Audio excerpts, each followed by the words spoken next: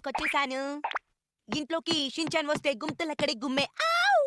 ఏ జగ జగ జగ జగ జగ జగ జగ జగ జగ జగ జగ జగ జగ జగ జగ జగ జగ జగ జగ. చూడు హిమావరి, నేను నీకు ఒక అందమైన కథ చెప్తాను. పూర్వకాలంలో ఒక కాకి జీవనం సాగిస్తూ వస్తోందట. ఒక రోజు ఆ కాకి చాలా ఆకలేసిందట. ఒక చోట కూర్చుని ఒక అవ్వ గారెలు వేస్తూ ఉందట. ఆ కాకి అవ్వ దగ్గరికి వెళ్లి ఒక గారె ఇవ్వవా అని అడిగిందట. ఈ కథ నేను ఎన్నిసార్లు చెప్పాలి? నాకు నిద్ర వస్తోంది. నాకీ కథ చదవరా ప్లీజ్. ఏంటి, నీకు కూడా కథ చెప్పాలా? నేను కాసేపు రెస్ట్ తీసుకోవాలి.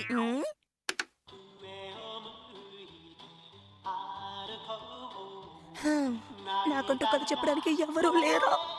సరే సరే, అలా గొణకు, నీకు కథ చెప్తాలే. సరే, ఈ బుక్ లో ఉన్న కథ చెప్పండి చాలు. ఈ పుస్తకంలో ఉన్న కథ చిన్న కథేనమ్మా, బాగుంటుంది. ఏదైనా చిన్న పుస్తకం తీసుకురా. ఇది చాలా. ఈ కథే చెప్తానులే. సరే, ఏంటి షించాన్ ఇది? కదా